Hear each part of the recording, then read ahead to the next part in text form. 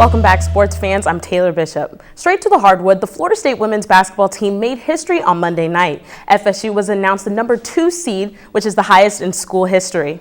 Coming into the season, the highest seed in FSU history was at number 3, which they accomplished 3 times in 2009 through 2011. The opening round matchup will be against the 15th seed Alabama State Hornets. This will also be a season of firsts for the Noles as they went undefeated at home for the first time in history. And Florida A&M's football team was hard at the gridiron bright and early at 5:30 a.m. this morning for the group's first spring practice session. FAMU's defense is switching from a 3-4 to a 4-3 under new defensive coordinator Theo Lemon. Woods says the offense also will be fast-paced under new offensive coordinator Maddie Spiller. Full scrimmages will start on Saturday, March 28th and Saturday, April 4th, with the annual Orange and Green game set for Saturday, April 11th at Bragg Memorial Stadium at 2 p.m. And taking a look across the tracks, Florida State spring football is also underway. Practices start today at 3:30 p.m. and the Noles won 29 consecutive games before falling in the semifinals to Oregon in the playoffs. FSU will look to work with a new quarterback, offensive line, and returning players into the mix in hopes of competing for a 4th consecutive Atlantic Coast Conference championship next season. And could March Madness lose employees up to $1 billion? Let's take a closer look. And that's all the sports news we have for you today, sports fans. Back to you guys at the desk.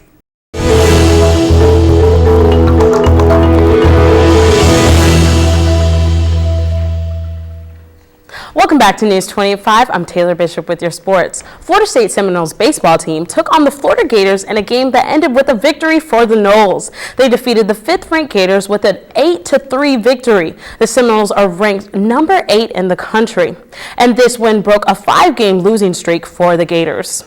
The Seminoles will look to take on North Carolina State Wolfpacks on Thursday at 6 p.m. And NFL coaches and scouts rallied at FSU's Pro Day in search of their next big draft pick. P.J. Williams, Ronald Darby, Mario Williams Jr., and many other players ran drills, and showed their strengths in FSU's indoor practice facility.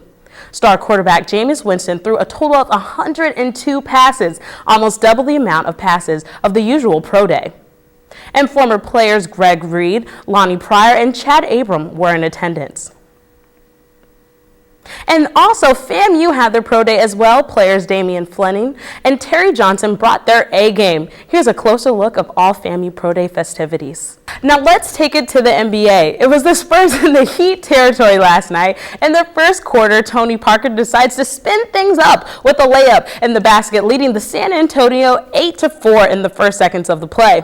But that wasn't enough to stop Mario Chalmers when he made it rain from half court with a buzzer beater with less than 3 seconds left in the first half. And in the third quarter, Matt Bonner finds a wide open Danny Green, and the deep 3 goes in. Later, Corey Joseph with the steal, and whoop, here comes Kawhi Leonard, finishing the play and slams this dunk in for the dagger. The Spurs finished in style by 14. Spurs beat the Heat 85-81. And to the hardwood in the Eastern Division, Detroit sets it off at home. Andre Drummond with the 2-handed slam, leading Detroit with 21 points. Atlanta still hanging on by its feathers with a foul and layup called in the second. However, Reggie Jackson knocks this one down. And then it goes down real quick from here. When Al Horford lost the ball, then Tayshaun Prince gravitates this bad boy in with one hand and chucks up the deuces. Atlanta gets plucked by the Pistons with a score of 105-95.